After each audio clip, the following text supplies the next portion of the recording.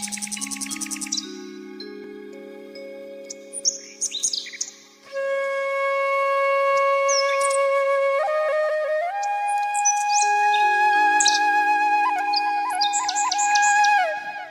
अनुजहि समुझावा रघुपति करुणा सिंह, भय दिखाई ले आवहूं तात सखा सुग्रीव। जय श्री राम मित्रों, कलयुग के समस्त पापों का विनाश करने वाली श्री रामायण कथा के चतुर्थ सोपान किष्किंधा कांड का ये तीसरा एपिसोड प्रस्तुत है। वर्षा ऋतु आरंभ हो गई थी और अब तो कहीं आना जाना संभव नहीं था। इसी कारण श्री राम ने सुग्रीव को अगले 4 मास आनंद पूर्वक राज्य सुख भोगने का समय दिया और स्वयं एक कंदरा में जाकर लक्ष्मण व हनुमान सहित निवास किया। हनुमान अपने प्रभु की सेवा में क्षण क्षण रहना चाहते थे। चातुर्मास कैसे बीत गया पता ही नहीं चला। श्री राम के श्रीमुख से आत्मा परमात्मा के पावन संबंध की चर्चा सुनने देवता भी वहां आ जाते थे। वर्षा समाप्त हो गई थी और प्रकृति अब अपने सुंदरतम रूप में आ गई थी। समय बीतता जा रहा था और सुग्रीव ने सीता जी की खोज के लिए कोई प्रयास तक आरंभ नहीं किया था।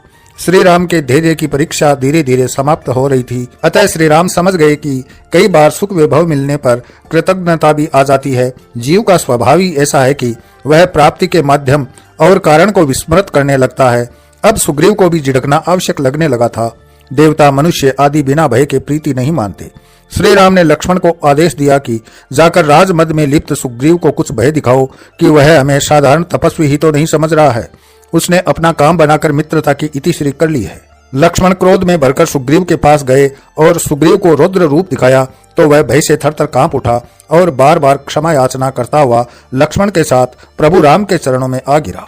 सुग्रीव ने श्री राम के चरणों में गिरकर अपने अपराध की क्षमा याचना करते हुए कहा, मुझसे अक्षम्य भूल हो गई, परंतु हे करुणा निधान, आप तो अधम से अधम को भी क्षमा कर देते हैं। मैं मूढ़ वानर हूँ, अनेक कुबुद्धियों का कारण हूँ। वर्षों पश्चात आपकी कृपा से सुख वैभव पाया तो मति भ्रमित हो गई। अब जैसा आदेश करे वैसा होगा। श्री राम ने सुग्रीव को निर्देश देकर विदा किया तो उसने वानर समाज को एकत्रित करके उन्हें प्रभु की आज्ञा का पालन करने का आदेश दिया।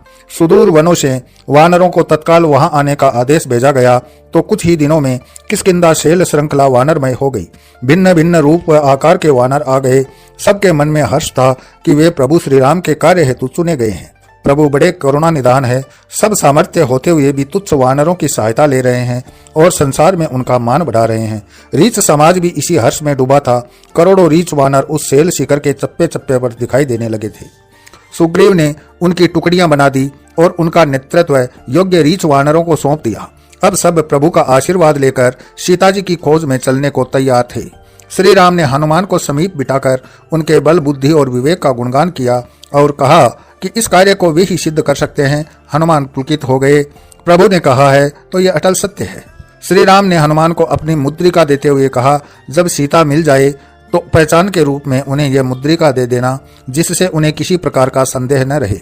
उनसे कहना कि राम उनकी ओर से निश्चिंत नहीं है और उन्हें मुक्त कराने के लिए रावण को कुल सहित नष्ट करने का संकल्प ले चुके हैं।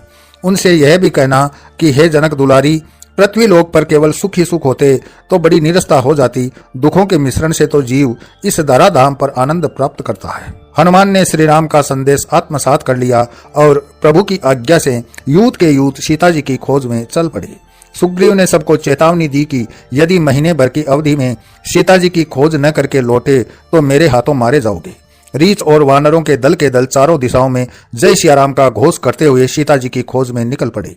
अंगद के नेतृत्व में हनुमान सहित बड़े बड़े वीर वानर थे। सबने इतना तो सुना था कि लंका द्वीप समुद्र में कहीं है, परंतु कहाँ है यह कोई भी नहीं जानता था। पहले तो यही खोज करना कठिन काम था। सब दक्षिण दिशा की ओर बढ़े चले जा रहे थे क्योंकि लंका दक्षिण में ही कहीं है। वनों, पर्वतों और कंदराओं को पार करते हुए अंगद दल समुद्र के विशाल तट पर आ गया।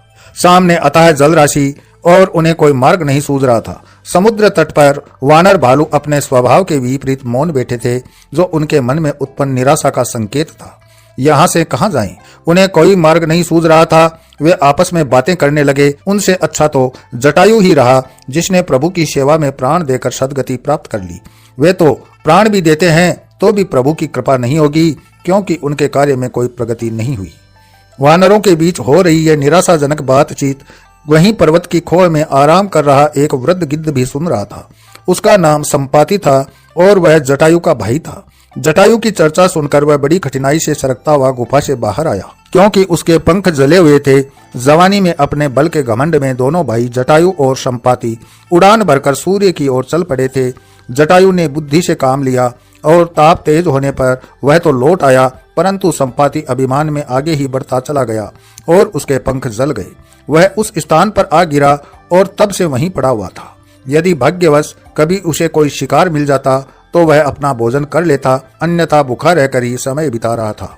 एक मुनि ने संपाति को बताया कि त्रेता युग में प्रभु श्री राम के सेवक उनके कार्य हेतु इस तट पर आएंगे, तब तुझसे जो सहायता बन पड़े करना, इससे तू पवित्र हो जाएगा और तेरे पंख उगाएंगे। संपाति ने मन ही मन विचार किया कि शायद वह शुभ समय आ गया है। इसी के साथ मैं अपनी वाणी को विराम देता हूँ। अगले वीडियो में फिर मिलते हैं, तब तक के लिए जय श्री राम।